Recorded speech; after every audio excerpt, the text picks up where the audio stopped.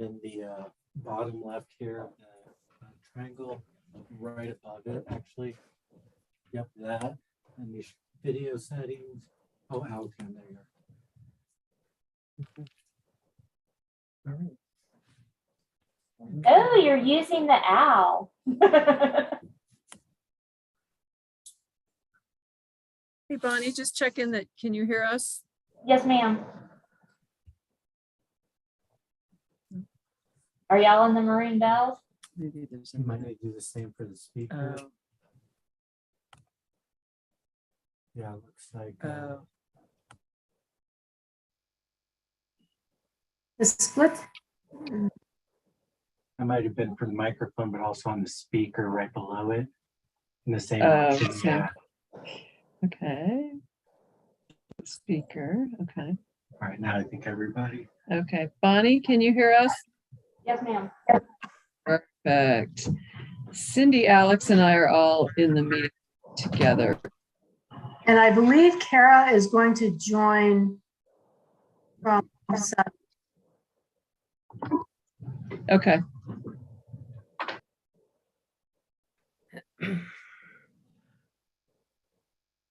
So Chelsea, I'll go ahead and hit record and then you'll be good to go.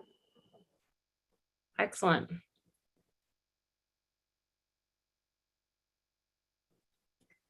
All right, good afternoon, everyone. My name is Chelsea Clark, and I'm calling this meeting June 22nd, 21st of the Planning and Zoning Commission to order. First on our agenda is comments. So to start, are there any comments from other fellow commissioners in attendance? And I'll name them for purposes of the record: Suzanne, Monty, Jasmine, myself, and Joe.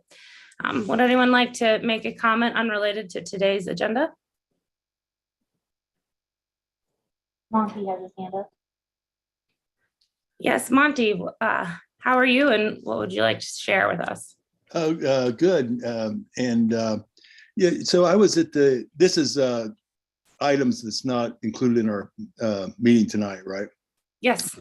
So I was at the landfill today, and several years ago, we talked about how we could get a repurpose, reuse, refurbish stuff. And so the program has just gotten started.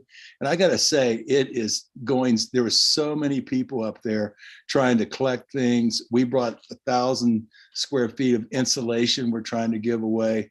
And, you know, it was really heartwarming to see an idea that we talked about several years ago coming into fruition, especially something with the landfill like this. So I just want to applaud the BOCC and everybody for putting it together. The only thing that I see is they need buildings to store it in and help. Poor Jade and Michael are up there running around. There were so many people looking for items and dropping off items. So I just wanted to make that comment tonight that I think that anything we can do to support that, I think it's going to really take off well up there. And it seemed to have, everybody had a really good energy about it too. So I just wanted to kind of bring that to the board. Thank you, Monty. That's a great comment. Are there any other comments from other commissioners today unrelated to the agenda? All right, hearing none. How about any comments from the planning staff who are with us this afternoon? Would you like to share anything? Okay, hearing none. I'd like I don't to think we have anything additional to add, not on the agenda. Right, I'll get to the update in just a second, but I'll ask if there's, Bonnie, if you're aware of anyone on the line that's from the public or joining us via Zoom that would like to make a comment to a topic that's not listed on the posted agenda. We currently have no other attendees online. All right, thanks, Bonnie. Well, then I will move to our agenda's next topic, which is a land use action. And I understand that Cindy Hubin and Ellen Cesano are going to update the P&Z Commission as to the county's efforts for related to growth and climate outreach. And so I'll let you take it from here, Cindy.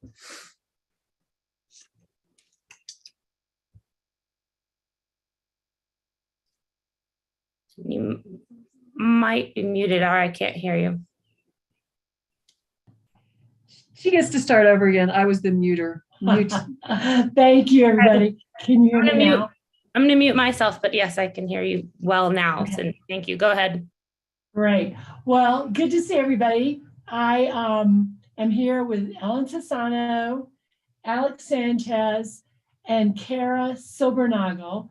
We're all part of the growth team that is the staff part of the team that we put together to help initiate the board's request for us to go back out to the public. If you recall, back in 2020, we went out and did an outreach to the public concerning our growth management and many of the topic areas that the P&Z over the last now 3 or 4 years has talked about relative to growth. So we're now re-upping that at the board's request, and we're proposing the growth management community outreach. As part of that outreach, we put together back in 2020 a memo and matrix, I think you'll remember, with all the topics and everything that the P&Z had talked about, the Board of County Commissioners had talked about, and the public had talked about at that point. And we had outreach. It was a 9-week series of public outreach. In 2020, we started a website and had that outreach at the time.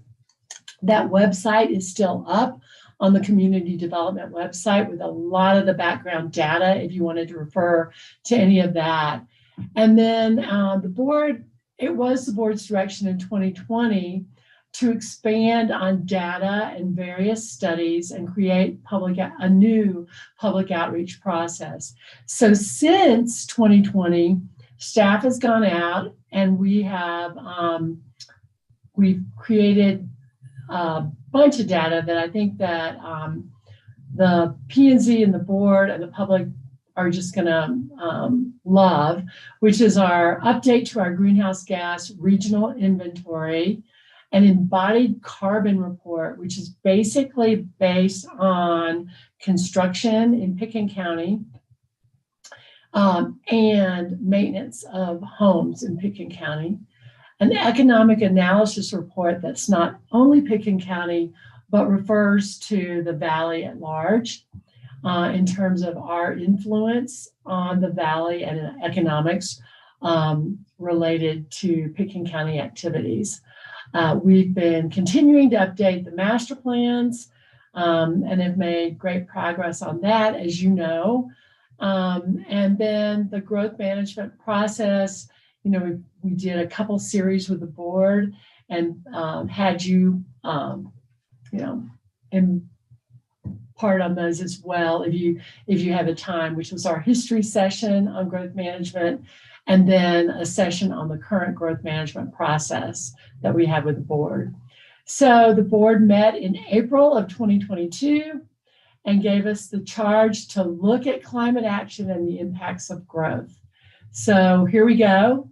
And with that vision, which was to utilize the growth management and the land use code to create an equitable, sustainable, and resilient regional quality of life and economy for the future, and to meet our climate action objectives. With that, the board's objective, more clearly stated at the retreat, were to reduce square footage and other limitations and mitigation strategies in order to achieve the climate action goal of 90% reduction in 2019 greenhouse gas emissions, while also looking at demolition, redevelopment, TDRs, and growth management. So there's a lot there. With that, we have determined that the way to go about that, working with the Board of County Commissioners, is to create a community growth advisory committee. And that community growth advisory committee would be made up of about 20 to 25 people as a manageable size.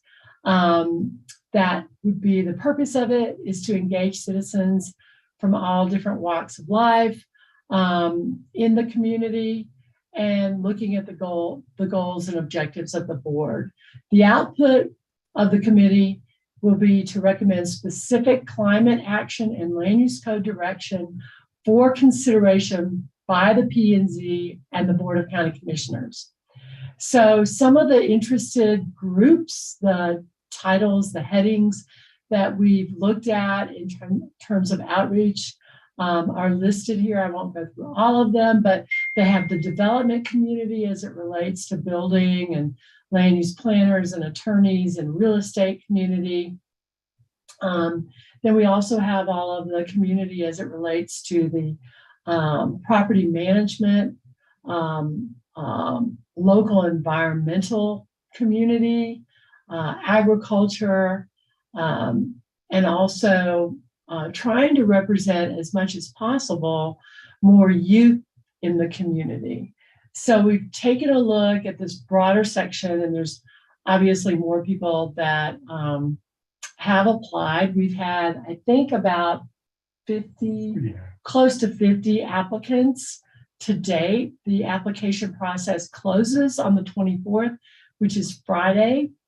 And we've had a variety of people from different sectors apply.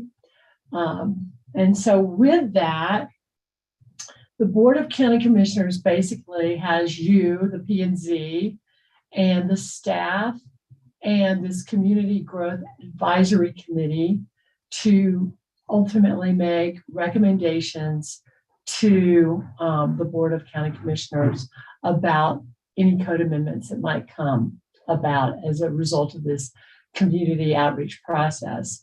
In envisioning this process, we thought, well, there's obviously a role for staff and a resource team, if you will.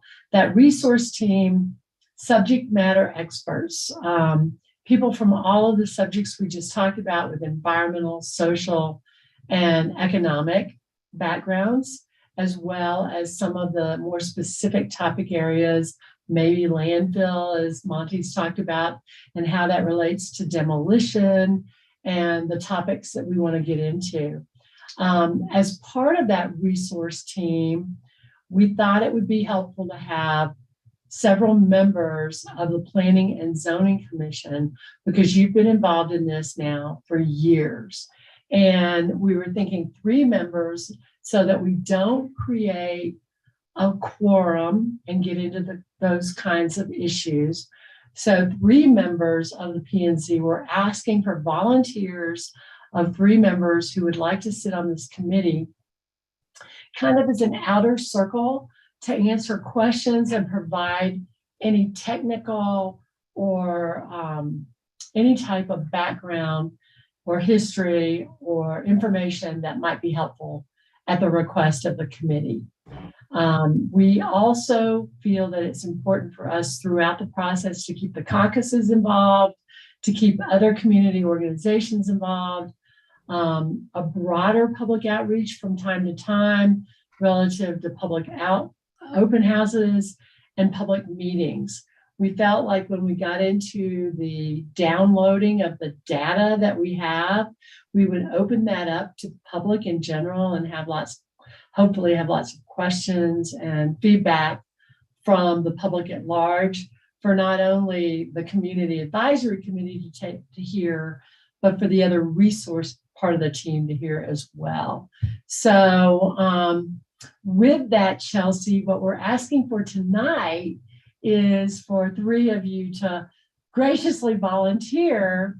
This is quite the undertaking, because the way that we see this working is that this is a 6-month process if we're lucky. And the way it's set up to date is that every other week there would be a meeting with the Growth Advisory Committee, some of which would be that resource data information we talked about. Some of it would be the advisory committee, just really getting in there and asking questions, kind of setting the agenda for what the way the advisory committee wants to learn and wants to conduct business. And then having those meetings, we felt it was going to take at least probably 2 meetings a month to get through the materials. and come up with some recommendations. So the hope was July through December. So it's a big ask. It's a lot of work. We hope to be able to do the hybrid meetings where people who are not here the full time could, call in. But the expectation is that there will be homework for all of us, not only the advisory committee, but the resource team, including the planning commissioner members as well. So, and also keeping the P&Z informed when you meet as a group, keeping the P&Z and the larger P&Z informed about what's going on and playing that role. So Ellen, Alex, and Kara, not sure what else. Is there anything that I've forgotten that we should jump in with? Nope. You think? Good. Okay. Anything else? Chelsea, any questions from you or the rest of the P&Z? Thank you for throwing it back to me, Cindy. My question here was, how can the planning and zoning commissioners participate without it being a meeting? So you answered that. It's the number 3. So thank you for that. And I guess we'll get to asking for volunteers in a minute. I do have one quick question. How are you specifically reaching out to the youth in the community? Like, what is the specific way and manner you're doing so? That's my question before I ask other commissioners. Well, in our advertising, we've listed, all the groups that we're looking for, stakeholders, and then individually, I know some of the commissioners have asked various young professionals to please apply. I think that's what we mean by youth. I don't think we've actually reached out to high school or gone into the schools to ask. That's not beyond what we should do maybe. But I think when that was envisioned, from what I remember taking from the commissioners, it was more, who are some of the younger professionals in the community? Maybe some of the people who grew up here, who have returned to the community, who might have an interest in, obviously building the future and the next 40 years of growth management, if it's going to be growth management or whatever it might look like. So I think that's sort of the youth we were looking for. But if you have ideas, we've still got this week to reach out. I mean, we could, I think school's out, right? I'm not sure, but. Okay, so through your advertising, you're looking for young professional. Just through outreach. Yeah, and outreach, just personal outreach of all of us who have been involved. Okay, interesting. Thank you for that. The first hand up I saw from the commissioners is Joe. Go ahead, Joe, with your questions. Yeah, so I should be able to hear me now. I'm just curious, what's the commitment? Are these going to be during the day? Are these going to be after normal business hours? How often is this going to happen in terms of the 3 guinea pigs? Well, it's every other week is the way we've set it up. But I think the committee, once it's formed, needs to decide on your hours. What I've heard from many people who have applied is that they can only participate if it's after business hours, if it's after 5. So I've heard that from quite a number of people. So I would assume that's the way the committee would end up voting, but I think the committee needs to say, and that's the advisory committee. Now this resource committee, that is the external committee, which I'm asking for 3 volunteers of you, that committee would just have to follow the lead of the advisory committee. And if you got into it and you couldn't do it, say for some reason the advisory committee said, oh, we're going to meet from 2 to 5 every day, every other week on a Wednesday, and you couldn't do it, then obviously you just have to back out. If I may, I'll add that, as Cindy alluded to earlier, there will be a hybrid option. So for those who can be in person and want to be in person, that will be an option. And for those who, for whatever reason, choose to or have to be participating virtually, that will be an option as well. So to some extent, that may make it easier for some people to participate if they have the choice. That may provide a little more flexibility. Okay, thanks.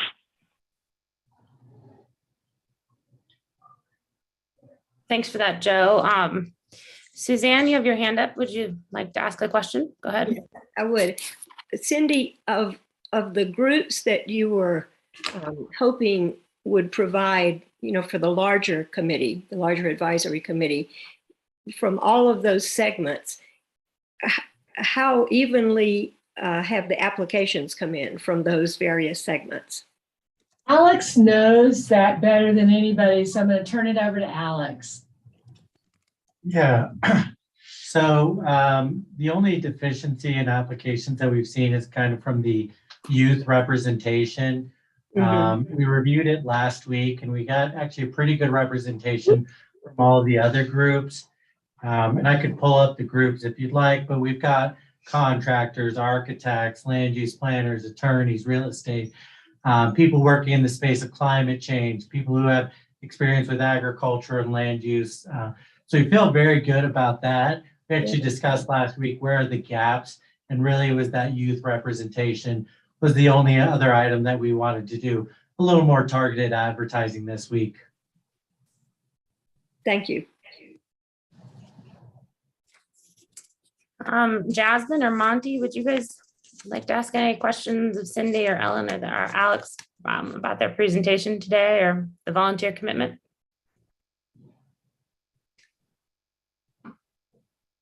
Yeah, Monty, go right ahead. Yeah, Cindy, what do you guys think that the workload is going to be? We have there'll be meetings, every 2 weeks for a couple hours, probably like P&Z, I imagine. But, as follow outside that workload, what do you guys have any idea what that might entail? Well, I do relative to the data part of it.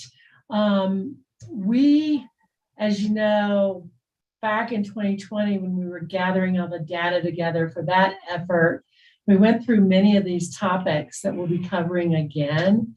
And I would say there's probably going to be at least 2 hours, if not more, 2 to 2.5 hours of reading a week, plus anything that would come up from the committee where there'd be more data inserted to the issues. Because we have, I know 3 pretty good studies that we would love everybody to read and follow through with the economics, the greenhouse gas emissions, and the carbon embodied carbon. Those just to absorb each one of those is probably going to take at least hour and a half just to look at that data initially. And because I'm so familiar with it, I think I would need an hour and a half just to really get in and write down questions and look at it. So it might take 2 hours if you've never really jumped into it before for each one of those. The master plans you're more familiar with, so you might not have to spend as much time going through each one of those and what they're saying as far as guidance for the community. And we'll be able to give a lot of summaries on all of this, but our expectation is that, this advisory committee and the resource committee is really going to dig in as well. Then we'd love it if, I know there's some extracurricular kind of things where we'd love you to review some videos, maybe read some articles, that kind of thing that we've gathered throughout our time working on these issues. We're going to put together, for those who need it, hard copy books of the data that we have. And then we're also going to have it all available by link for you and for the advisory committee. And so that's what I know so far, Monty. I think, yeah, it's going to be some work over that 6-month period.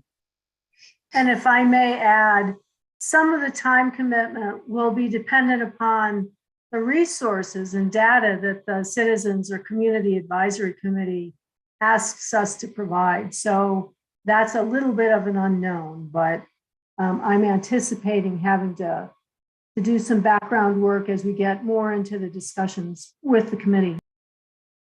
So you're looking maybe like 10 to 15 hours a month commitment, probably would be a guess, or more or less, you think? Or yeah, probably, yeah. I think some of this data, once you've read it once, you'll just use it more as resource and go back and forth. So you're not going to have to reread it for every time that the topic, and Monty, because the P&Z members are familiar with the code and growth management and a lot of that, you're not going to probably have to go over as precisely as some of the other members of the public on all those code sections that we'll be referring to.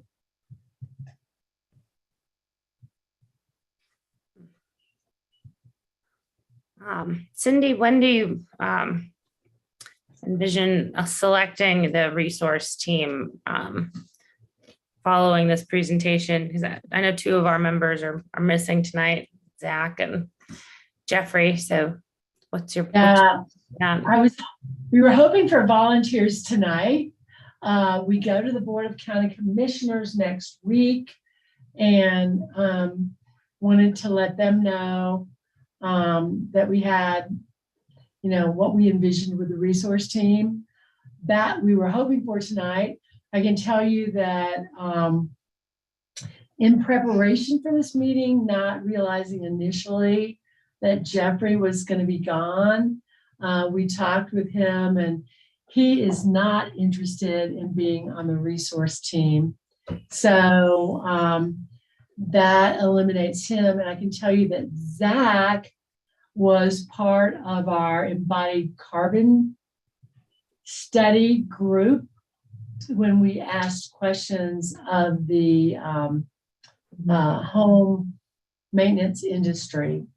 And he may or may not be interested in being on this committee, but he was part of our subject matter expert group, and we could bring him in at any time with that if we needed to. Okay. Well, I guess I'll take a straw poll then. Suzanne, go ahead, ask a question.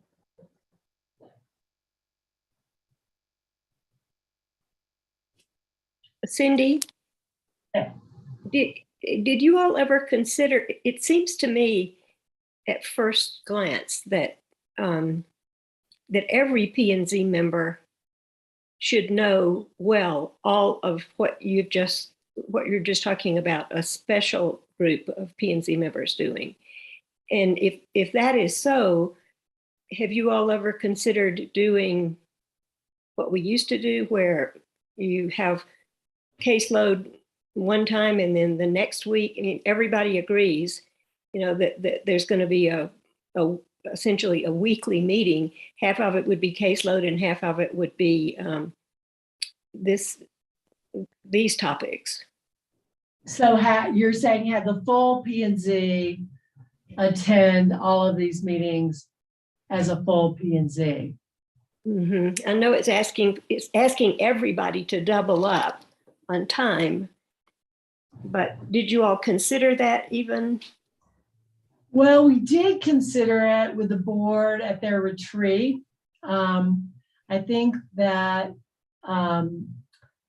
if Kara and Alex can remember a little bit more specifically, but I think that the attorney's office wanted a little bit more separation because because the P and Z will be voting on code amendments that come forward. Yeah. The P and Z will have to make independent recommendations to the Board of County Commissioners. Once the advisory committee makes a recommendation, the P and Z in full will be making recommendations on any kind of code amendments that come up. So I think the county attorneys really were looking more for more separation. I understand. And the other thing, I'm sorry, the other thing I was going to mention is the presentations that we'll have on each of these studies will be open to the public. And so I will have the 3 members on the resource team. Any one of you can come and attend this and learn, just as the public will. So the information's not just to this group and they'll be the only ones that have it. Once we get in at public, we will share it to everybody. Just that resource team will kind of be the ones to report back to the P&Z to keep them updated as we work through that process. These will be recorded and, any members could look back at the recordings. They'll be posted on our website. Yeah, and it answers that question what Chelsea was pointing out earlier of how do you deal with it without it being a meeting, a regular meeting, to have a smaller number of P&Z members working on those topics. Right. Thank you. Monty, did you have another question? Your hand's up. No, I just forgot to put it down. Sorry. That's all right. Maybe I'll take a straw poll then from the 5 of us who are here. Anybody strongly inclined to volunteer at this time?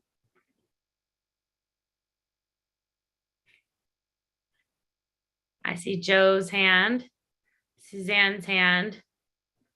Haven't heard from Jasmine. Did you have any comments, Jasmine?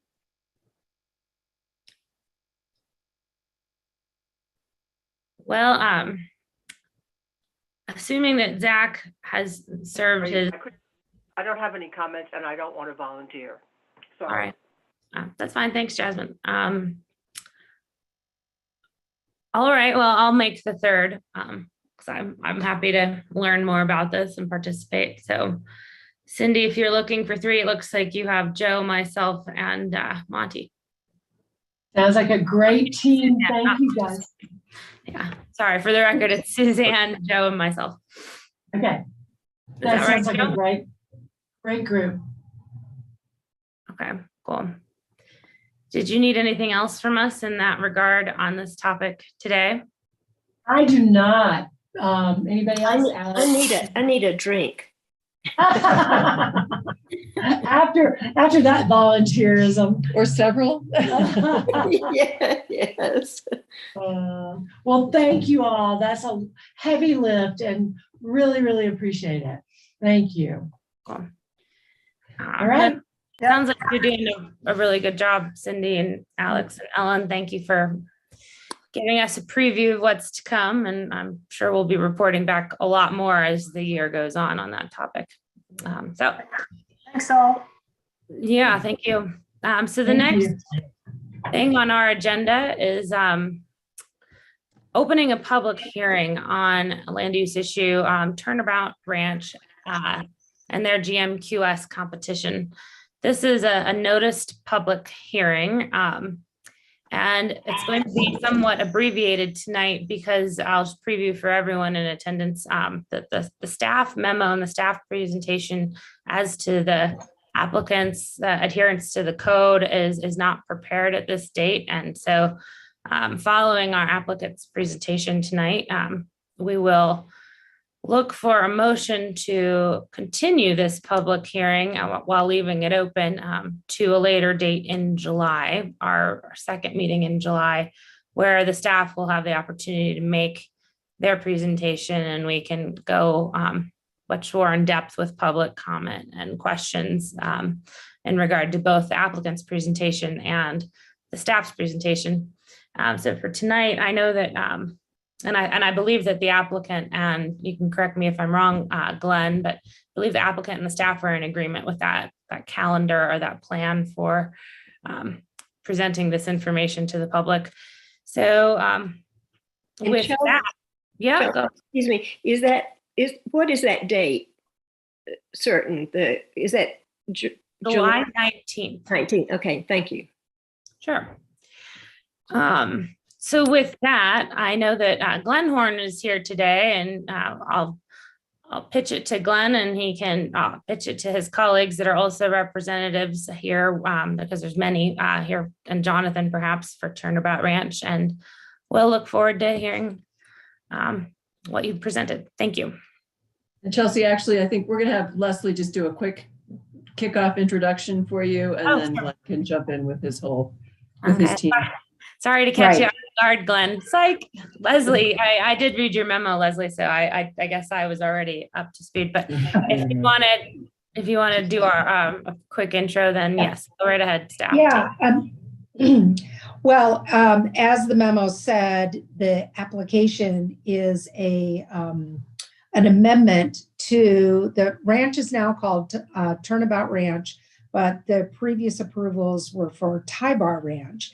So this application is seeking an amendment to the subdivision in the PUD and plat amendments. They're looking for activity envelope and site plan review, visually constrained site for 2 transfer development rights, a commercial GMQS for a riding arena, special review for an indoor riding arena, and a caretaker dwelling unit. So most importantly, what I want to say before we start in this is the applicant has met all their public noticing requirements. And so you're correct, Chelsea, in that this will be a continued public hearing to July 19th. This was not the intention to split this up like this, but this is a really big project. And it's the previous approvals on this project are pretty deep. The changes are, it's just a big piece of property. And so it's going to be very good, I think, for the P&Z to take this time for the team to introduce this project, introduce themselves to you, introduce what's going on with the land. And as you said, a follow-up memo from me will come to you for your July 19th, which will be the whole analysis of the code and referral comments from our referral entities. And I did leave maps out front, and Bonnie made maps available for you all to kind of help you get a sense of the property. But this team will do that for you as well, give you a full review of the property and the project and their proposal. Okay, great. Well then, now would you like to tell us more about this, Glenn? Or any other applicant representatives? Sure. I guess what I need to do is figure out how to share the screen. I'm working on it here. So let's see.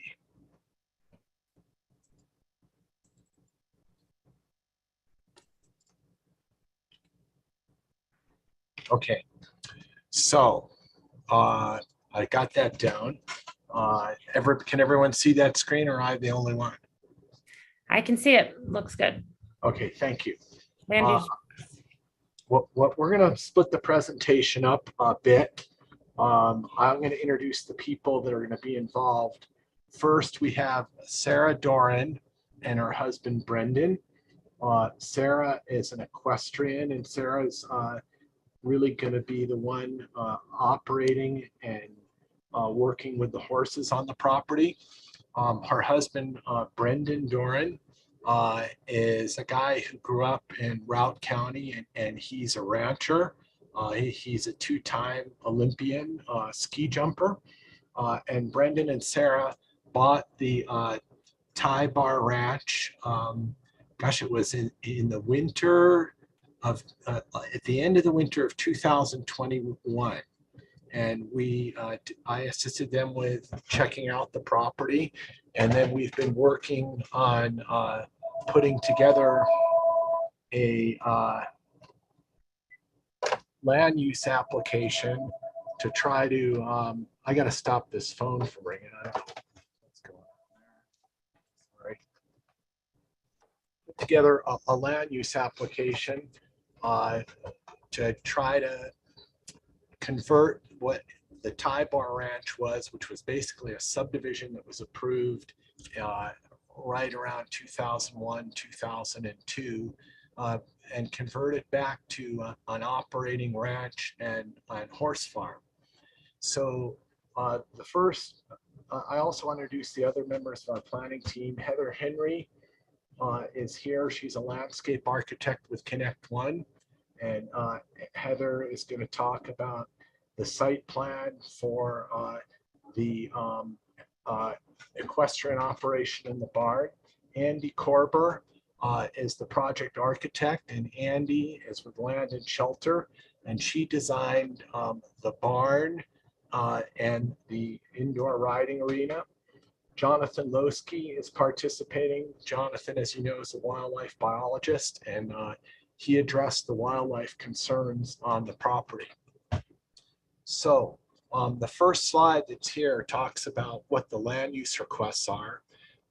And I'm going to just run through these very quickly, and then we'll get into them in more detail later. First is vacating 5 of the lots in the subdivision, in the Tie Bar Ranch subdivision. It was an 11-unit subdivision. We're proposing to subdivide open space parcel A to create a new open space parcel C, and we'll show you all this on the map. There's a proposal for commercial growth management for an indoor riding arena. There's a request for the award of 2 transferable development rights for lots 3 and 5, as we are requesting that they be deemed as visually constrained lots due to their visibility from Prince Creek Road, as well as Highway 133 just over the Pitt County line. There's activity envelope site plan review for the indoor riding arena and agricultural buildings.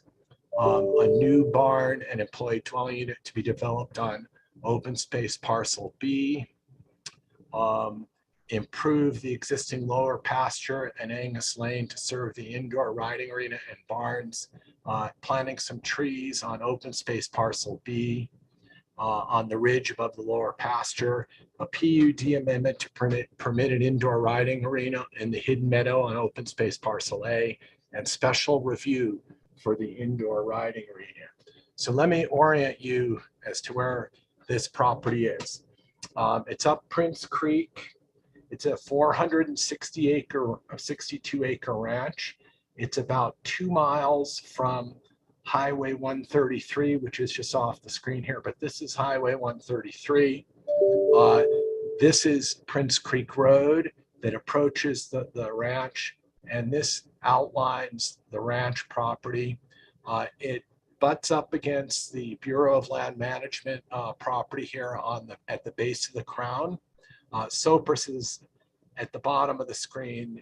They're just stunning, beautiful views from this mesa up here of Cypress. You've got the Flying Dog Ranch West. This is where the red barn is that the McIntyres own, which you might recall was approved as a special events facility. And this is the rest of the Flying Dog Ranch West. This is the Stark Mesa subdivision. You've got the DKD 2004 trust parcel, which is a parcel that was retained by the Danziger family. The Danzigers are the former owners of the Ty Bar Ranch. And then here you have the Prince Creek subdivision and Prince Creek village tracts. These houses are on a mesa. Stark Mesa is a mesa here. This is all on a mesa. And you're looking at the creek bottom land here, primarily on open space parcel B. This area here we call the Hidden Meadow, which is above the road and out of sight. And then this is open space parcel A. This is Dorothea Ferris's house. This is the Garfield County line right here. So when you go to the north of this line, this mesa is in Garfield County, and this is a beautiful mesa that extends almost all the way to the town of Carbondale. It's irrigated and green, and when you are driving on Highway 82 and look up towards Sopris, this is the large irrigated mesa that you see from Highway 133. So that kind of gives you an overview of the project. In terms of what Ty Bar got approval for, it was an 11 lot subdivision with open space parcel A, open space parcel B. There's a large red barn right here down on Prince Creek Road that's been there for many years. Across the street from that is the county's parking lot, which is open space and trails parking lot for the trailhead for the bike path that goes along Prince Creek here and goes up and gets onto these great bike trails on the Crown. So that kind of gives you somewhat of a background. And what I want to do now is introduce Brendan Doran, and Brendan's going to go through the existing conditions of the ranch and explain to you really the project that Sarah and Brendan have to restore this ranch, because it has been seriously overgrazed in the past, and the land needs some loving care, as Brendan will explain. Good evening, folks. Thank you for your time. Thank you, Glenn. Brendan Doran from Steamboat Springs, Colorado. After my and before my stint on the U.S. ski team and the Olympic team, I was in agriculture for my entire life. So our business was farming and pasture restoration. And currently, given the map that Glenn just pulled up, we can go, we'll start counterclockwise because it paints a little better picture if we go that way at the end. The west hayfield and the east hayfield that will be in your upper left-hand corner, they're in decent shape, but the fall grazing and the fall snows and the compaction from the cattle were pretty hard on it. And the former leasers had been rough on it, and they had also planted things not in a very sustainable manner, if you will. The land is growing in 4 different phases and not really a desirable crop. So there's some things that need to be done there, and that would be the west hayfield and the east hayfield. Both of those being below what used to be the Sopris ditch, which is now piped to mitigate evaporation. So those are there.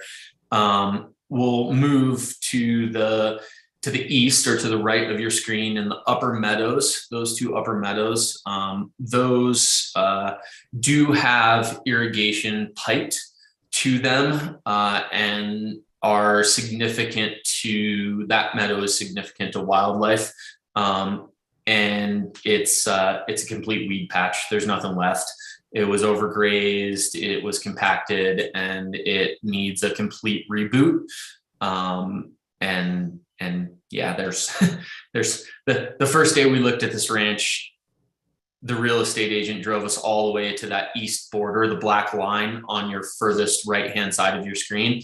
And I got out of the truck and I almost cried and said, what am I going to get myself into? Because it was in such disrepair. So that's the current state of those meadows. We can move, Glenn, if you take your cursor to the South Hay and alfalfa mix. That field is doing okay. It didn't really get grazed because of the way the fencing was. And so that one's doing okay, but it's still taking a pretty significant, going to take a pretty significant reboot. And I'm just trying to not bore you with the details. So I'm skipping through this. And if there are any questions, just please throw a hand up and please ask me. From that South Hay Meadow, we'll go to open space parcel B, Glenn. Yep, that one right there. So there's a draw. If Glenn can go to, Glenn, can you go down to lot 1 below Emma's house to the far left? And then drag your cursor, your hand up the draw. No, up the draw.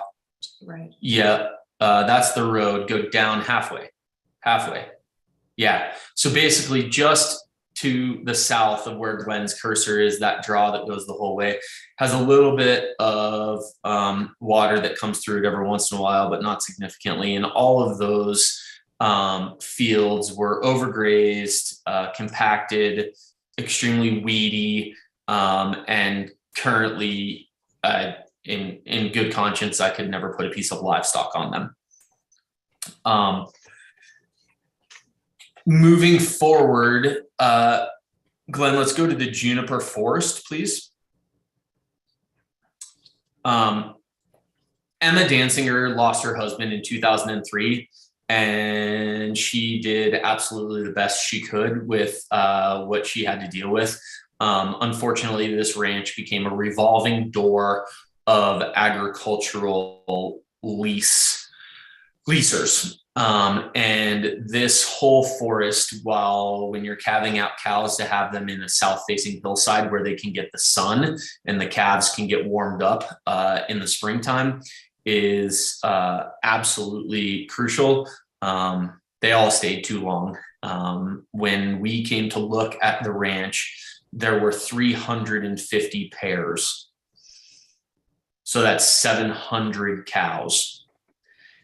Between the juniper forest, the field that is where it says to your left, Glenn, bunkhouse weeds, and then going down into the lower pasture weed and feedlot. Currently the feedlot that is below the large cattle working barn, we have cultivated that out. Glenn's pulling up a picture right now. This is not actually soil. This was my cultivation the other day. This is not soil. This is 12 inches of compacted cow poop. They did nothing to try and reclimate it on an annual basis. And it was pretty disheartening to find this. So we currently have cultivated that ground and rototilled it.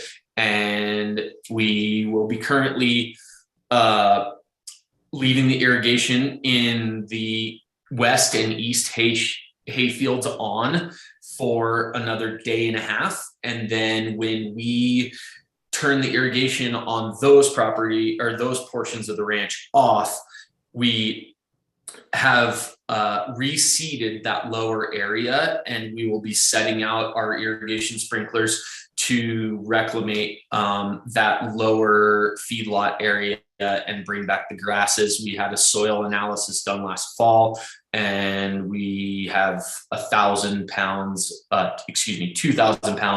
of seed mix that was recommended that will be on the ground by the end of the day tomorrow. So that's currently what we have going on with the state of the agricultural land. We also have, we had a bullet point that Glenn wanted me to speak about roads, and the roads on the ranch are in pretty decent shape for ranch roads. The road coming from, Glenn, if you want to go to the junction of my mailbox at Prince Creek Road, keep going. Yep, there. The road from there to our main house on that black line that road and then past there all the way up to the junction where the East Hay Shed is right there. Those roads are fire and emergency equipment accessible and up to par for that access. From Glenn's hand down to the junction at the Hidden Meadow right there, that will become more developed with a slight widening and a more significant road base material so that emergency vehicles and also the electric company vehicles will be able to get through. And side note, I'm in conversation with the electric company to be able to complete the loop, Glenn, from our mailbox all the way back to the Red Barn, as a loop for the electric company to be able to divert power through the ranch in case there's some kind of an infrastructure issue in the future, so that the folks at Stark Mesa, and I call it Handy Lane. Glenn, what's the name of it? Prince Creek subdivision? Yeah, I think it's Prince Creek Estates. Okay, so that if there was an interruption, they'd be able to redirect power through our ranch to be able to not interrupt power to those folks. And then Glenn, if we can go back to the junction at the Hidden Meadow. Yep, right there. So from there down through the juniper forest, and yep, and where the driveway is, and then on the lower pasture road to the 1872 driveway, that ranch road that my employees use daily, that road will need to be slightly widened and then also have a road base improvement so that it's an emergency vehicle acceptable. Okay, Glenn, barns and sheds, is that where I'm at next, right? Yes, yes. Yeah, so currently on the ranch, all of the buildings, and if anybody rides the bike trail or goes up Prince Creek Road, the Red Barn, my shop that is up on the bluff, the hay shed that actually collapsed in the wind, they're very industrial looking, and our goal is to make them blend into the natural environment long term, because that's something that we really care about. So the facade and those buildings, our goal is to change them so that they are much more visually appealing with a much deeper earth tone to blend in. Because if you've ever driven down Highway 82 at Aspen Glen, you may have never noticed it, but I notice it every time because it sticks out like a sore thumb. My shop and the hay shed that collapsed, the white roofs just glare, and I don't love it. So we're trying to change that. So that's where we're at with barns and sheds and landscaping around them. Heather will touch more on the fact that there's a significant amount of tree line development, both for visual appeal and also wildlife that Jonathan will talk about. Employee housing. We currently have 2 EDUs that were not required for past mitigation. So Glenn is currently got his cursor there. And then also where his cursor is currently, we have 3 full-time employees that are living in that EDU, because for us, employee housing on site 24/7 is a must. It's only going to become more important as we move forward, because when we have horses in the barn and long-term livestock on the ranch, we need to have our folks here to be able to be accessible 24/7 moving forward. So yeah, and I guess the only other thing is, ranch restoration. This is a marathon for us. This will be our life's work.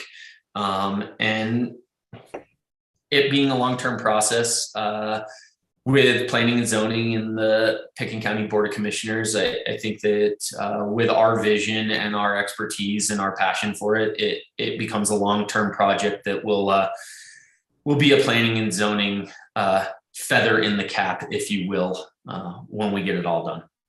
So. That's good, Brendan. Thanks for covering that. Now we're going to go to Jonathan. Oh, Glenn, can I add one thing real quick, folks?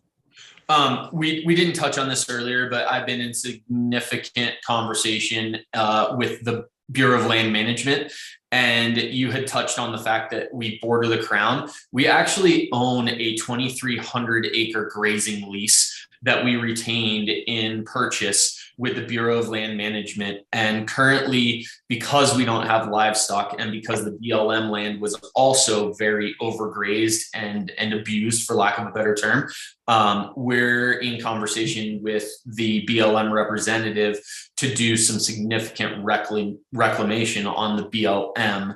And she would prefer to use us as the reclamation contractor because we're personally invested in it. So that's where we currently stand with the BLM.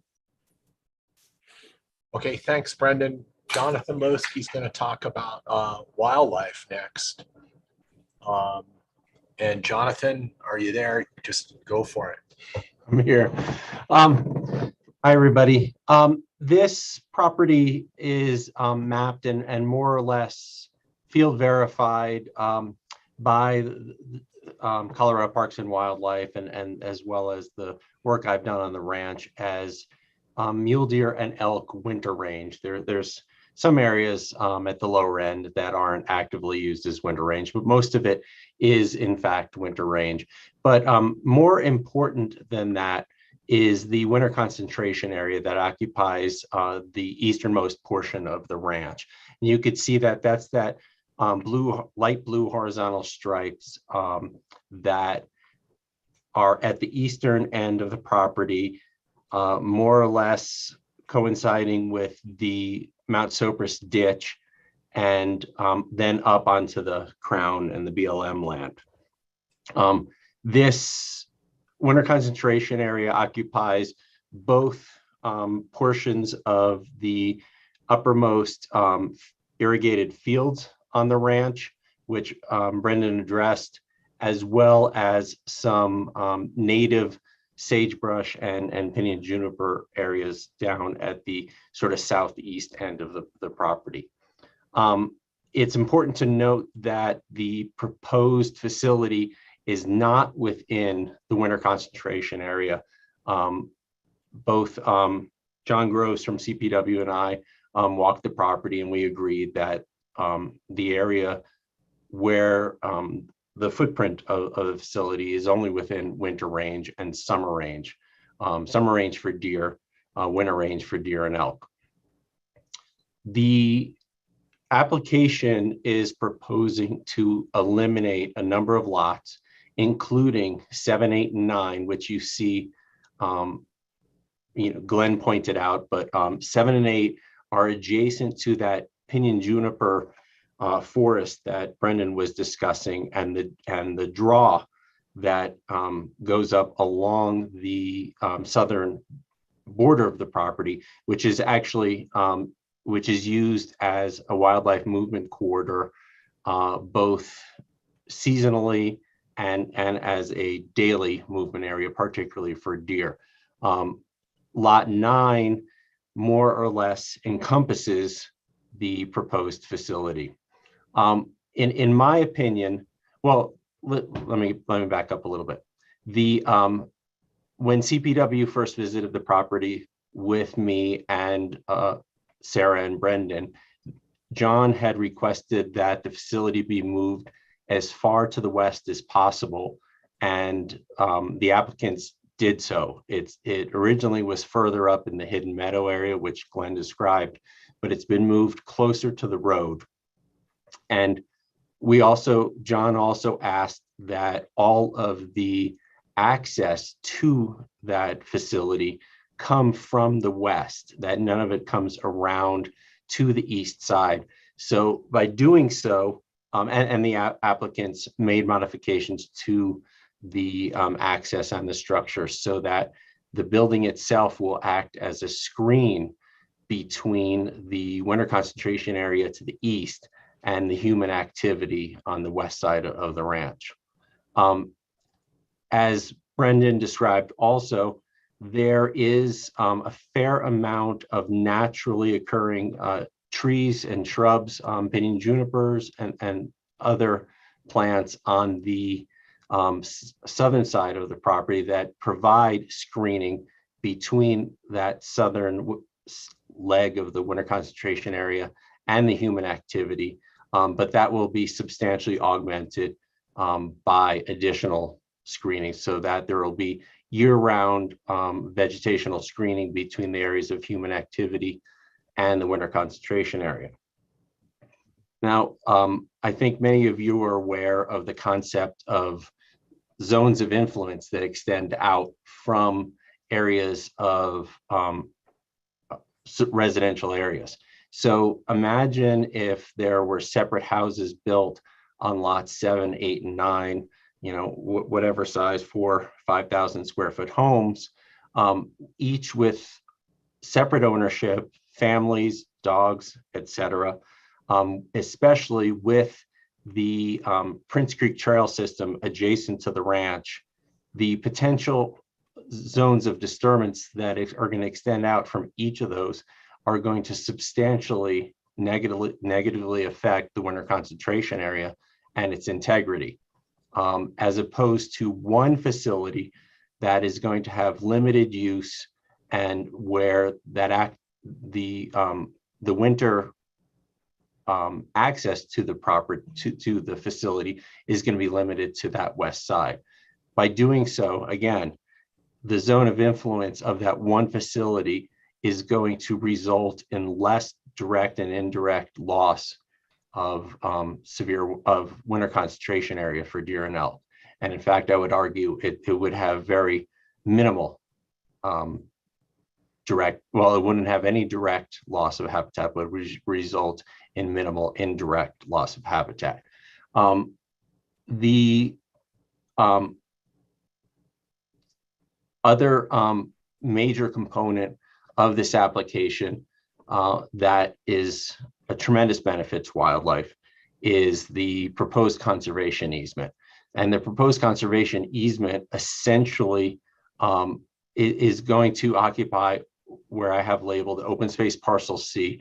It's going to be everything to the east of the Mount Sopris ditch. Again, it's going to occupy these fields right where that label is open space parcel C, which again, Brendan said have been greatly impacted over the years that he is going to restore. And they've agreed to only take one cutting off of that per year, although it would certainly support at least 2 cuttings. The second cutting will be left behind for deer and elk, but that'll be particularly valuable given that there's going to be a substantial alfalfa component to that crop that's going to tremendously benefit mule deer. The area to the south of those hayfields is all native sagebrush and pinyon juniper shrublands, which are in very good condition and provide really great habitat for both deer and elk, but also for lots of other wildlife. And Brendan has been actually working with CPW on some of their activities to control our mountain lion population up in that area as well. And he plans to be a long-term partner with them. So I strongly believe that this proposal, the combination of removing 7, 8, and 9, replacing it with a single facility rather than 3 houses under separate ownership, as well as extinguishing the development rights on lots 3, 5, and 11, combining that with a perpetual conservation easement is a tremendous win for wildlife. If these guys didn't buy this property and a developer bought it, I can only imagine, given the topography of the land, what the potential build out could be, and it would have substantial negative effects on the wildlife habitat on the crown. And for those of you who don't know, the crown is, to make a bit of a pun, is the crown jewel of deer and elk winter range in that part of the valley. It's absolutely critical to the persistence of those herds. And so that conservation easement and maintaining these lands in agriculture is going to provide a really important buffer between what could have been substantial residential development and that important winter concentration area and winter range. Thanks, Jonathan, for that overview. I wanted to mention one thing that Brendan was alluding to, holding up his hands, in that the lots in the Ty-Bar subdivision were approved for 7,500 square foot single family houses. This was done before growth management was extended to the Crystal River Valley. Likewise, the subdivision was approved before Prince Creek was designated as a scenic corridor where the development along that corridor was subject to scenic overlay review. So with that as a background on the existing conditions on the ranch, we want to start talking about the future plan for the ranch. And Sarah's going to address Brendan and Sarah's vision for the ranch.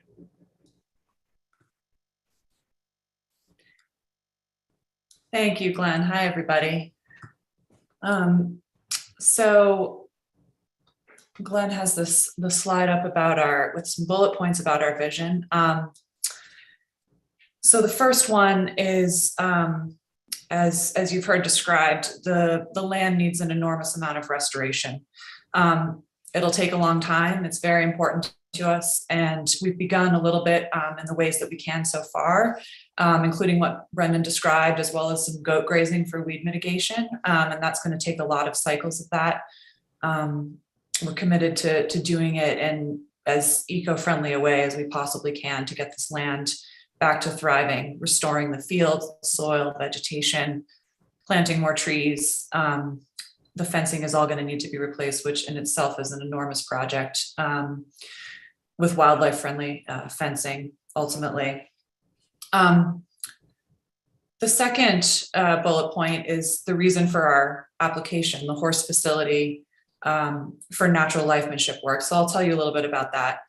I am a practitioner of natural lifemanship, which is a model of equine assisted learning and therapy that helps people build connected relationships and overcome stress and trauma. So it's not the same as equine therapy for disabilities. This work really is for everyone. It's a neurobiology based model. So it's based on how our brains work and how horses' brains work. And it's about healing and regulating the nervous system and the brain from the bottom up. So as it turns out, a horse's brain actually works similarly to the brain of a person who has experienced trauma. So what happens is when we experience trauma, we can get kind of stuck in our lower brain regions, which are about basic survival, our primitive lower brain region.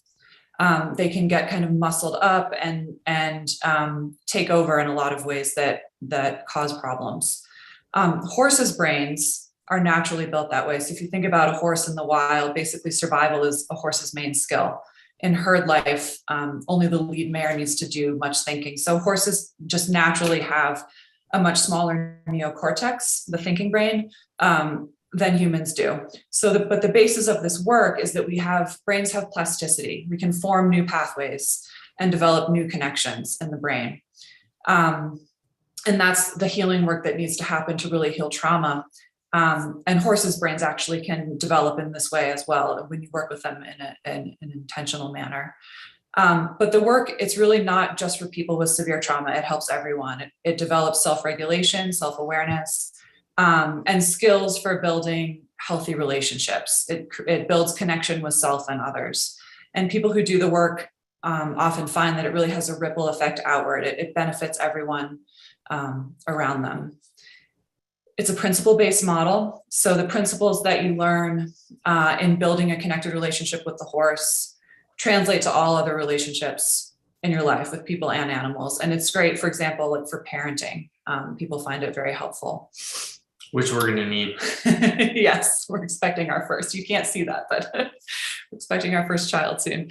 And it can really just be life-changing healing work for people.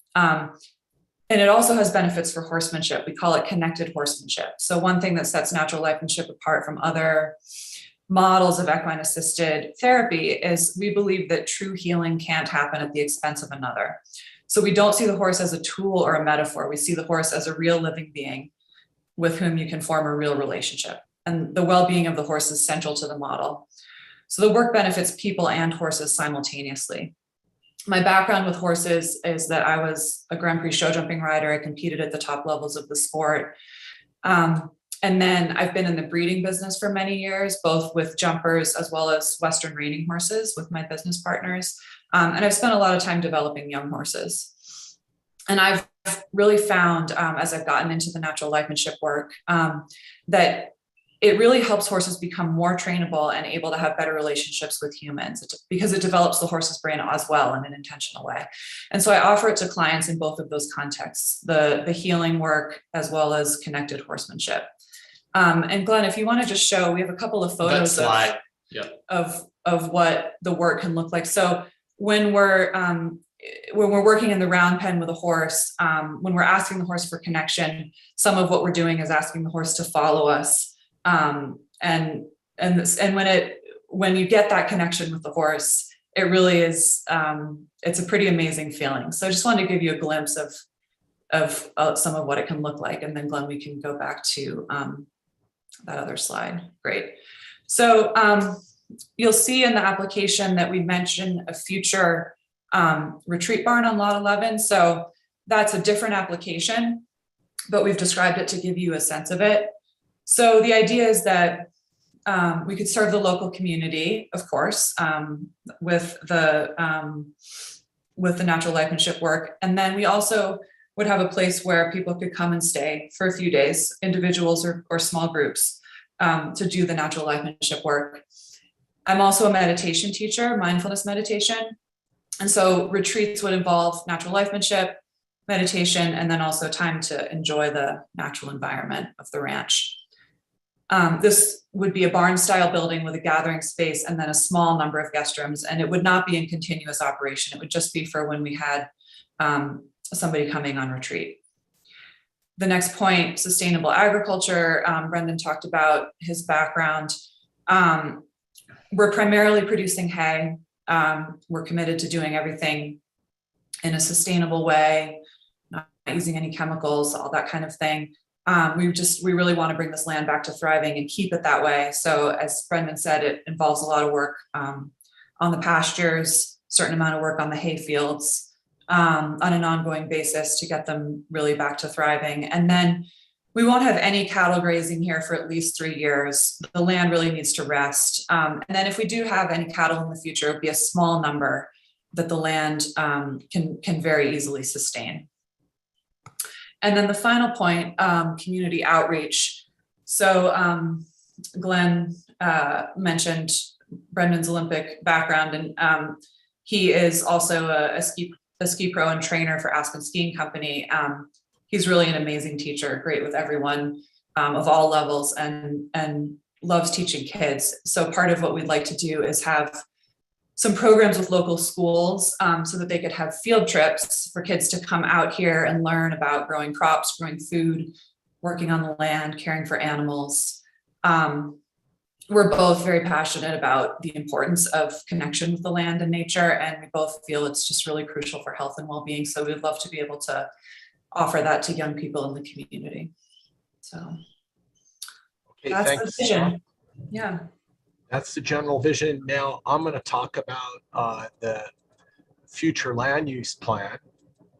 And before we get into that, I don't think, because you haven't visited the site, I want to describe the way the different benches on the site work, in that you've got this land along the valley floor.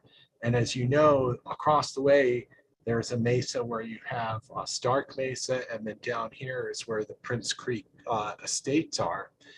There's this mesa that sits here above the valley floor. This is the hidden meadow. And then there's a ridge right in this area here that separates this hidden meadow from these upper benches up here where the east hayfield is and south hayfield. And then this bench essentially runs all the way down to where Dorothea Ferris's house is. And then this mesa extends all the way to Carbondale. So one of the great characteristics of this site is that you have this hidden meadow where there can be the horse facilities that we're describing, and they won't be visible. That they'll really not even be very visible from across the way on these mesas because of the juniper trees in here and the landscaping that we're going to add. Anyway, that kind of gives you the lay of the land. A key component of this application is the vacation of these 3 lots, 7, 8, and 9. We're also applying for lot 3 and lot 5 to be deemed visually constrained lots. We're requesting that the county commissioners award a TDR for the vacation of these 2 lots. The idea being that the proceeds of the sale from the TDR would go right back into the ranch for the ranch restoration, for development of new fencing. As Brendan mentioned and Sarah mentioned, the ranch needs entirely new fencing. The fencing that exists on the ranch is not wildlife friendly, and it's quite expensive to put in that new fencing. This lower pasture will be restored. The existing large red barn would be removed. The plan is to develop a fully deed restricted employee dwelling unit here. There already is one. It would be expanded upon. That would house 5 employees of the ranch. We're also thinking about in the future having a small barn down here. The application says about 2,400 square feet. Brendan and Sarah don't really know how big that barn will be, but it's not going to be a big barn. The estimate is around 2,500 square feet or so. The proposal is to develop the riding arena and barn in the hidden meadow up here, which Heather's going to discuss after I get through with this overview on the ranch. The access to the property is going to be primarily on the lower pasture road, which will provide access to the hidden meadow. Service vehicles that are trailers bringing horses will access the property on Angus Lane. And as Heather's going to explain how all of the traffic will be oriented on this side of the barn facilities so that the barn and riding arena serve as inanimate objects that screen the critical wildlife habitat. The small retreat barn for the future is proposed on lot 11. For lack of a better term, it's defined as a country inn in the county code. If that building is developed in the future, as Sarah's described, it will be subject to receiving a tourist accommodations growth management allotment. I've mentioned the 2 employee units that are currently voluntary employee units, which will be fully deed restricted units as mitigation for the retreat barn and the riding arena. And another critical part of our application is the creation of open space parcel C. As Jonathan described, that would be split off of open space parcel A, and we're proposing that this be placed in a conservation easement. So that's kind of an overview on the future plan. Did I miss anything, Sarah, in that? No, that's great. Just to mention and clarify, I think that we don't own lot 1. Emma retained ownership of that, and that's where she lives. So that's lot 1. And then lot 2 is the house that we're in right now. And that also has one of the EDUs on it. It's just to clarify. Okay, so that kind of covers the overall plan. Now I want to turn it over to Heather Henry of Connect One. She's a landscape architect and is going to describe to you the plan for the hidden meadow. Thanks, Glenn. Everybody hear me okay? Great. Actually, if you want to go back one slide, just very quickly, Glenn, one of the things that I'd like to point out, because Brendan mentioned it, was regarding the landscape additions and enhancements that we're going to make. So recognizing the importance of the draw that Jonathan had described. Yep, running pretty much along the southern edge of the property and east-west. So there's two major areas to the north of where it says Juniper Forest along our access road. We have a whole cluster of trees a little bit to your, yep, there you go. So right in that area, the northern edge of that will be one of the places Brendan described it as ridge development. And so I wanted to make sure it's the landscape development. So we're going to add a significant number of trees there for screening, clearing out some of the existing dead trees, etc. And then we'll flip to the next slide and you'll see how the other significant area is adjacent to our development in the hidden meadow here. Awesome. So just to orient you, again, our access is going to come in from the west, so along where that hand is. And this would be vehicular and trailer access, etc. And then the primary sort of circulation into our facility is right where that hand is traveling. So within this courtyard, we're really, as mentioned, using the objects to screen trailers, or the whole parking area. So a lot of the whole front door that has a lot of the activity of this entire complex is now really surrounded with the buildings. So controlling the sound, visually, etc. So that whole area has circulation for our vehicles, for our trailers, trucks, etc. So any of the horse trailers, pretty much everything is going to circulate into here. You'll see a second access point. And so that's, yep, here. And this is really a fire access, essentially. And what we're doing is using that as it gets into the property. And we're surrounding the round pen with this. And so it's really a component of the landscape as opposed to looking like a fire access road. So it is minimal service and strictly fire access, and will be as gravel and as small and narrow as we can make it for that fire lane. So just to the south of that and along this whole ridge, so really there is that deep draw, and then there's kind of a ridge. So this really is a hidden meadow from pretty much every side. It is kind of nestled into these ridge lines that are just a different scale, each one, on all sides. And so you're in the draw, but then there's actually kind of a little hump before you get into the complex.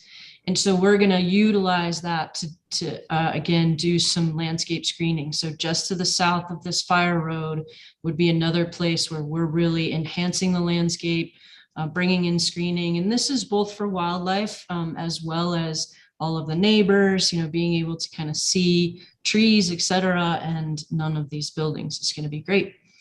Everything to the east really are just turnout pastures. So, and again, restoring what's there. So even the hidden meadow is very degraded in terms of weeds and the overuse. And so we'll be able to restore this into these turnout pens. We'll go back up to kind of the entrance there where you are. Andy will get into the buildings themselves. But as you're at the entrance to the east is our indoor arena. To the south is our main barn facility. And to the north are some of the maintenance and parking sheds. And so really all of the activity and all of the, people and circulation is very much encompassed in these spaces. And then to the south, we have our outdoor arena. And to the west, we have some additional turnout space. On the west side of our access road, we really have very minimal kind of touch on the land here. So we have our whole wastewater facility. So our septic, et cetera, is going to be on that side of the road. And then that blends into, we'll also be able to use that, perhaps some overflow parking, et cetera. And then just outside of that is what we call a riding field. And if anyone has any questions, Sarah can probably describe that better, but it's just as it sounds. It's a little bit like a cross-country riding field for the horses. So Okay, that's thanks, pretty Heather. much it. I'm going to turn it over to Sarah now to talk about the horse operation. Great, thank you. So we just wanted to say, give you a little bit of a picture of what this, how this facility will be run. The first point is that this will be a really peaceful and private facility. We're in a commercial application because that's what's required for the riding arena, but this will not be a bustling commercial facility at all. The peaceful atmosphere is necessary for natural life-manship work. Clients need privacy and not a lot of commotion. And it's also how I've always run my barn. I've been managing horse barns for over 20 years, and it's really important to me to keep it very quiet because it's better for the horses as well. So to have not a lot of traffic, quiet atmosphere, keeping it really peaceful and calm that's part of caring for horses at a high level of quality. And then just to address in the application, you'll see a mention of natural life-manship trainings. That would be once or twice a year. Trainings for practitioners mainly. That's about 15 or 20 people and a few instructors, including me. Goes for about 3 days. We would use the retreat center as much as we could to house people. It would probably have a couple of bunk rooms so they could house a few people, and then probably use our house for the instructors to stay. So it would be minimal traffic in and out, and the trainings really are low impact. They don't generate a lot of noise. They involve teaching sessions indoors and then the experiential work with the horses as well. So, and then to give you a sense of the barn itself and the occupants of the stalls, part of why this will be peaceful and private is it's not going to be a situation where it's like lots of different horses owned by a million different people coming in and out all the time. It would be our horses, which are riding horses who also do would do the natural life-manship work with my clients. And then the thoroughbred rescue and horsemanship degree program. This is something that a friend of mine has created. He's a great old school horseman was on the US team in multiple disciplines, and he's now doing a lot of education work. And so one of the things that he has going on is it's a thoroughbred rescue where he's carefully choosing horses off the track that he thinks would be good riding horses to train. And then also he has a higher education degree program it's horsemanship degree program. So he is proposing to send us 2 or 3 horses off the track so that I can do the round pen work with them, because off the track thoroughbreds can really benefit from this kind of thing. And then he also wants to do an internship program so that part of his degree program involves an internship to come to our farm. So we just have probably one person at a time, maybe 2, coming to stay, help with the horse care and learning the natural life-manship work, the connected horsemanship. And then there would be, I plan to have a group of stalls that's reserved for client visits. So those stalls would normally be empty. And then clients who are coming for connected horsemanship training could bring their own horses on a retreat. A lot of people find it very beneficial to do the work with their own horses. And then the last group of stalls would be for a private tenant. So this is how I like to run my farm. As you might imagine, an ongoing conversation in the world of equine assisted therapy is really how to make a business sustainable. So a therapist working in an office doesn't necessarily need to have much overhead, but when horses are involved, it's a different story. So to generate income, to run a barn in a high quality way, there's really 2 main options. One is to be in the business of selling a lot of horses, which is not what I'm doing at this point. And then the other is to have some stalls to rent. And this is what has worked for me for many years, is to have a group of stalls for a private tenant with their own horses in training. I enjoy having another good horseman there who can also be kind of a partner. It's very helpful for running the facility and for generating income. So that's the breakdown of kind of the horses that would be in the barn. And then just a couple points about the facility layout. Heather has touched on this, and then also Andy's going to share more about the design. I just wanted to mention a few points of function. One is that as you saw, we really have the car areas separated from the horse areas for safety. And this is really important to me. So that emergency fire access road to the south would be kept gated. It's necessary for emergency access, but we do not want cars going through the horse areas by the outdoor ring and paddocks and outdoor round pen and stuff. I had a very special young horse that actually had someone drove a car behind the barn where it shouldn't have been. He was at a barn in Europe, and he got scared and spun around in his stall and injured himself and had to be put down. So this is something that I'm like very sensitive to for safety. That it just illustrates horses are. They're very strong, but they're also very delicate, especially performance horses. And there's some things that are out of our control, but there is a lot you can do in terms of facility design and management that helps to keep them safe and healthy.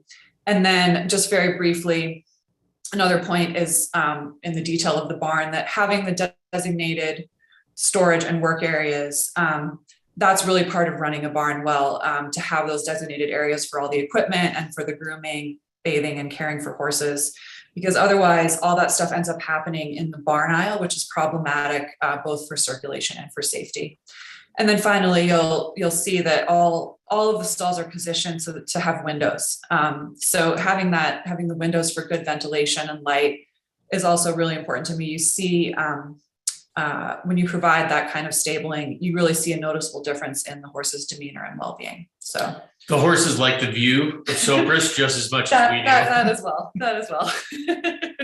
Trust me. So I'll let Andy tell you more about show you the design. Okay, so next I'm going to introduce Andy Korber, the architect with Land and Shelter. And Andy's going to run through the architectural design. And Andy, I'll just take direction from you on when you want these slides changed. Sure. Thanks, Glenn. Thanks, Sarah. So the architecture here is aiming to blend in with the natural environment and to sort of break down the mass and scale of these buildings. Glenn, would you mind if I actually just shared my screen for a little bit? And Sure, then we can go back? for it. Okay, great. I cannot share while another participant is sharing. Oh, so I have to unshare mine. That'll be challenging. Okay, it's okay. We'll do it this way. So we're using these gable dormer forms to sort of create internal courtyards and to organize the structures so that you're going to have these really different feeling spaces. Actually, Glenn, would you mind going to the next slide? Because I think this will be, we can just use the plan to talk about that. So like Heather was talking about when she talked about the landscape, the sort of central courtyard here that you come into, and if your cursor can move just a little bit up and to the right, yeah, so you're in that sort of central courtyard there. So you're going to see the short end of the riding arena straight in front of you, and then the stall barn to your right there, which sort of breaks down into looking like smaller buildings. And then the covered round pen and walker structure, yes, the round structure there. And the covered round pen and walker sort of creates a gate entrance into the courtyard with our equipment storage barn. So we have equipment and hay sort of stacked together. And actually, this facility is really clusters these things together. And we're really proud of how efficient this is in terms of the space of this facility, because in some of our projects you've seen over the years, things really spread out. And then each one of these buildings would have lots of, gravel or parking around it. But in this facility, we've really condensed that so that the sort of back of house here in that courtyard is doing a lot of double duty. So when you're out riding or experiencing the view to the south with a horse, all of that stuff is sort of behind you in that courtyard where the cars are is behind you. You don't have to walk through the cars in order to get to the turnout or the outdoor arena. All that stuff has melted away. So we're aiming also for net zero energy. So the arena is organized, or oriented, so that we have this incredible south-facing roof. So the ridge is going east-west there, and that building is very low energy intensive in terms of its consumption. So we should be able to be net positive producing there. We've also, at this point, we're showing on some of the 3D views that we'll look at a little bit later, some of our sun shading devices. So we've, this is conceptual architecture, but we've taken into account both the view to Sopris and a shade device coming out, so that we're striking that balance between being able to see the view, but keeping that a comfortable space inside. Glenn, could we go back one slide, please? So the palette is this combination of stone, metal, and barnwood. And we're starting from the stone here, which is this combination of grays. Sometimes stone yards call this Iron Mountain, but this, it's named differently at different places, but it's sort of a blue-gray cobble with bits of brown. And so if you start there, that brings up some tones from the land. And then we have pre-finished corrugated metal siding that's going to be in a sort of medium brown tone, some barnwood that I'm sure you're familiar with. So we're looking at a sort of mid-tone gray on the barnwood. All of the doors and windows being a dark bronze. And then the roofing is a matte gray. And this is always a tricky one around here, because at different times of year, you see it more or less. But this sort of, this light gray that we're choosing it allows for the snow to melt off during the winter, but also during the summer, it's light enough that it's not causing that heat sink. So it's the sort of middle ground that we find works for a lot of our projects. So, it can work in the winter and in the summer. You have to sort of, choose. So our material palette is also allocated on the building, so that the human spaces that you run into are really clad with that stone and wood. So you have those natural materials, and we're using the metal on the spaces like the roofs or the backs in places that are a little bit more secondary in terms of the architecture. And although there's a lot of glazing on the arena on the south side to really take in the view, we're really being pretty judicious here with the glazing. So we're putting it where you'd need it, and in order to hit our energy consumption goals. So we can flip to the next slide. So we've looked a bit at the plan, but the one thing I didn't say on the plan slide is this, the lower left drawing here is showing you just a little bit of second floor. So the only second floor space that we have here is in that main stall barn. And that includes some meeting space and a caretaker dwelling unit. So the caretaker will be able to be there and provide a nice life safety feature for this property, where someone is like physically living there and watching it. So if there's ever a fire or something that goes wrong, you have a responder right away, which of course at a barn of this size should almost be required, but it's good that this is part of this project. Okay, so we'll go to the next slide.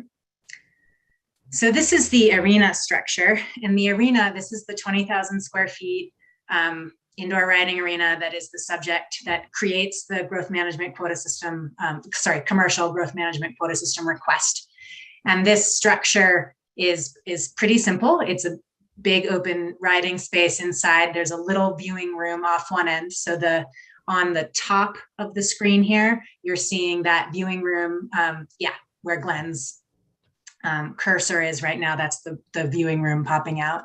To the south, we have a little covered trellis viewing area that's outside. So that's on the right-hand side of that drawing, Glenn. If you move your cursor up a little bit, that guy. So that's south-facing covered area, providing some shade for folks that can look back in from the outside when it opens up in the shoulder seasons. So this structure is allowed a maximum of 28 feet in height we're holding it to 27. That's one of the things in our application that was a request to get an extra as a consideration for the point scoring. This structure, you'd want every inch you could have of height. It limits the things they can do inside of it and the types of especially jumps that you can put inside of something like this if you were to jump, because every inch is a safety consideration. And so part of the commercial growth management quota system asks us to point out if we're ever doing anything that's like less than the maximum that it could have been. And so that's one place where we're really holding something down a bit. So this arena is the one structure where that requires the commercial growth management quota system, but we will go through the rest of them just to look at the rest of the elevations of the other structures so we can switch to the next slide. So this is the stall barn. And the stall barn is broken down into 3 different bays that are sort of like connected by a central aisle. And so we're using these, all of the horses will sort of have their own kind of zone, you know, so it doesn't become this like giant long thing where you can see, you know, 40 or 50 horses in one space and folks can get spooked. They have the ability to sort of separate out a stallion from the rest of the group and things like that with the layout of this barn. And I shouldn't take credit for that. We have collaborated with Sarah and Brendan in the design of this, and I'm hopeful that she and he are both very happy with this outcome as well. But it represents that kind of like horsemanship thinking, you know, that goes beyond just the architecture. Although we want it to be beautiful, it also really needs to be functional too. So this is the stall barn. And if we go to the next slide, this is the covered round pen and walker. So we have operable windows allowing for ventilation and light. And it's another, like the arena, it's very simple. There's a round pen in the middle and there's a walker where horses can walk around the outside. On the bottom part of this sheet is the equipment barn and hay barn, another like pretty simple shed structure that we're putting some elegant materials on, and the proportions are, you know, thoughtful so that it will be a nice thing to look at, but is essentially like a, you know, a pretty utilitarian shed. Then if we can go to the next slide, we have some 3D views. So the one on the top is that entry courtyard, and the one on the bottom is the stall barn from the south. So that's the stall barn, looking at it from like where the outdoor riding arena will be. I think those were the things I wanted to say. Thanks. Okay, thanks, Andy. And we'll go now to looking at some of these visually constrained lots. If you remember back in this drawing here, we have submitted an application for lot 3 and 5, these 2 lots, to be deemed visually constrained lots. As I mentioned before, this Tie Bar Ranch subdivision was approved before Prince Creek Road was designated as a scenic corridor. Lot 5 is right on a ridge here. There's a building envelope on the top of the ridge that's about 26,000 square feet in size. Likewise, on lot 3, there's a building envelope in the middle of this lot that's about 40,000 square feet in size. And we looked at this on the site visit, and I might as well put a plug in for this, as Leslie should as well. It'd be great if we could schedule another site visit and get more planning and zoning commissioners out there, because you really need to see this property to appreciate the beauty of the ranch, the views of Sopris, and most importantly, to understand the request for these visually constrained lots. But just to clarify, Glenn, lot 3 and lot 5 on your current screen are flipped.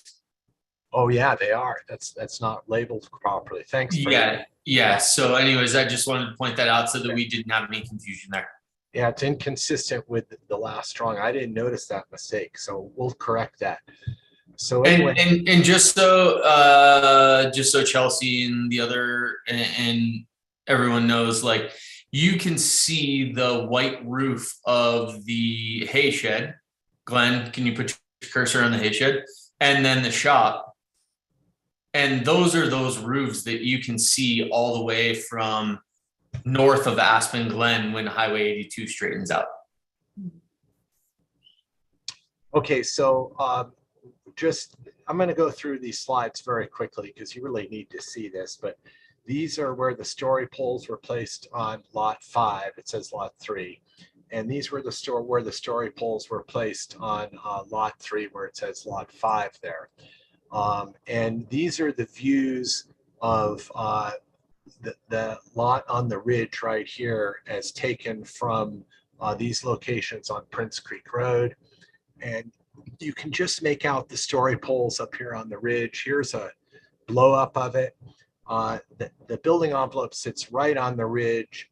A house would be in this location. These are set so that they're at the county height limit, 28 feet tall. But even if you came down these poles to around here to a one-story house, you still have a house sitting on a ridge that was approved before scenic overlay review for the Prince Creek Road.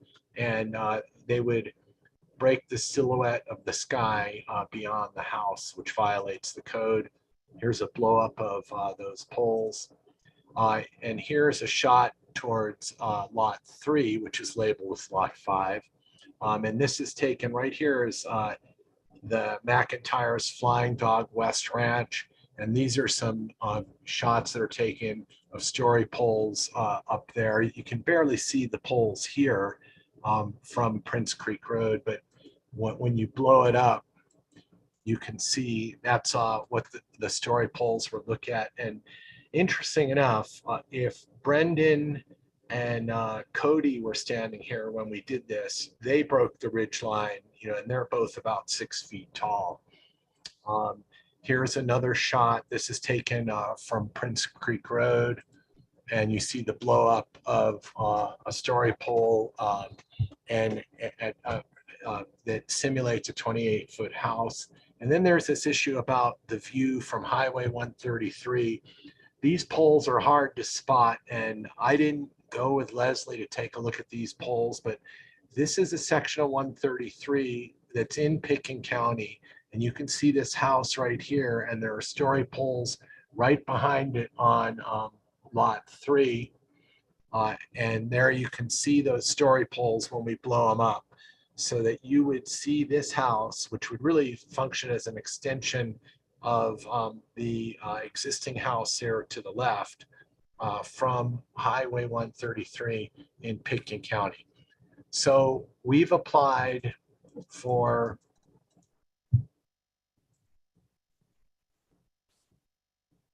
these two lots, lot 3 here and lot 5, to be deemed visually constrained lots, and requested the award of a TDR. So with that, I want to wrap up and just briefly summarize the application.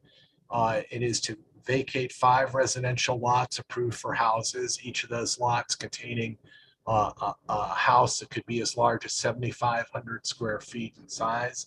The plan calls for restoration of the agricultural lands and a sustainable agricultural program, significant improvements to scenic quality. The plan's consistent with the Pickens County rural character goals, and it includes community outreach for local schools. So, those are the major benefits to the county from approving this plan. And with that as a background, we can take questions or comments, or just turn it over to the county staff and the Planning and Zoning Commission to comment however you may like. Thanks, Glenn. And to Sarah and Brendan, that was very interesting, and to Andy and to also Jonathan. We heard from everybody, I think, and Heather. We got a lot of presenters tonight. interesting learning about lifemanship too. I'd be happy to entertain comments and questions from the commissioners. I know we're running closer to the 7 p.m. mark and we want to be mindful of time, but if commissioners have questions on their minds right now for the applicant that they would like to raise at this time, I'd be happy to discuss those, or if the staff has something that they'd want to raise at this time too. But first we'll go to commissioners. So let's see if anybody on the commission has their hands raised with a question of the moment. Joe's shaking his head. Oh, that's nice to see you. I don't see any hands up, so then that's fine. And I noted down my questions because I know we're going to discuss this in depth following the staff presentation. What about staff? Leslie, did you want to mention anything at this time to kind of dovetail what Glenn and his colleagues have presented? I thought I saw Suzanne Caskey raise her hand. Oh. Suzanne, did you have a question? Well, I just wanted to say to the applicants that if I took my temperature right now, I would just say I have a high fever because I'm so impressed by what you're offering. And one of the things that has come to mind all the way through this proposal is that we're all in the community crying now over what we're losing in terms of local community and local community spirit and,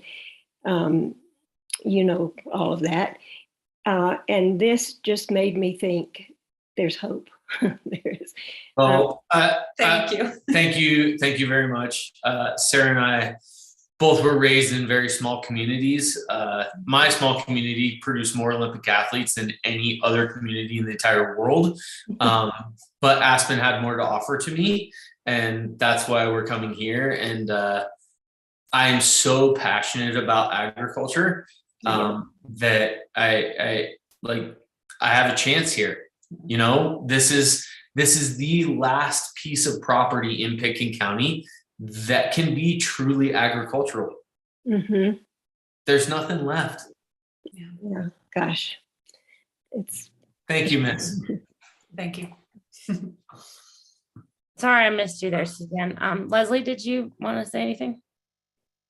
I really don't have anything to add. I do want to offer to the P&Z that if I attached all the maps to your memo that you saw, and then we provided hard copies. But as Glenn said, if P&Z feels that we need to do a site visit to coordinate a site visit for you all, I'd request that we do it as a group and not individual. But I'm sure that Sarah and Brendan would be happy to help facilitate that. Absolutely. Yeah, but you need to let me know. Gotcha. Okay, well, thanks for offering that. Bonnie, did you know whether there's any members of the public that are present on the phone or in the Zoom meeting that might happen to have a question before we talk about continuing till the 19th of July? We do have Molly Sums on. Let me allow her to talk. Molly's with Connect One Design, so we're Okay. good. She's just listening in. Thanks. Perfect. I guess for the record, thanks, Bonnie. For the record, this is a public hearing, and so as part of a motion that I'd entertain to adjourn and continue the public hearing to the 19th, we would keep that in mind since it was noticed. And I guess I would encourage the other commissioners present today, and then maybe I'll reach out to Jeffrey and Zach to brush up and do their research and read about the previous land use approvals. And then the pertinent details, I'm sure we'll learn more about. I appreciate Leslie's memo kind of bullet pointing what was approved prior in the previous resolution of the commissioners. And I guess that's where my questions will stem from, is the compare and contrast from the previous land use approval to the existing application. I mean, I get it that there's some vacating of residential development rights, but I'm curious more about to learn more about that. And I guess that'll come with the staff presentation next time, but I know I'll be doing my homework. And so I would just encourage the other commissioners to read the compare and contrast carefully. Yeah, Chelsea. Yep, Suzanne. I noticed on our printed packet, the location, I think, that is listed on the packet is incorrect. It's totally incorrect. I'm sorry. That's okay. That's all right. I know, we missed it. We both missed it. All right. Yeah, I know the area we're talking about because I just drove by there the other day, but I didn't catch that. So thanks for that, flagging that, Suzanne. Anything else from the commissioners, or would one of the commissioners like to make a motion to continue to July 19th? I will move to continue to July 19th. Second motion, Joe Carnugger. Okay, great. We have a motion that's been seconded to continue this public hearing on Turnabout Ranch and et cetera to July 19th. So I guess we'll vote at this time, and I'll do a roll call. Suzanne? Yes. Monty? Yes. Jasmine, who made the motion? Yes. Joe, who seconded the motion? Yes. Okay, and myself in favor of the motion to continue, so it passes unanimously. So we will set over the Turnabout Ranch Commercial GMQS Competition PUD and plat amendments, activity envelope and site plan review, visually constrained site TDR, the special review, the GMQS exception, then to be continued to July 19th from today. And with that, unless anybody has anything else to say, I'll adjourn the meeting. And it was fun. Thank you for your time. Yeah. Thank you very much, everyone. Thank you. Thanks, everyone. Have a good night.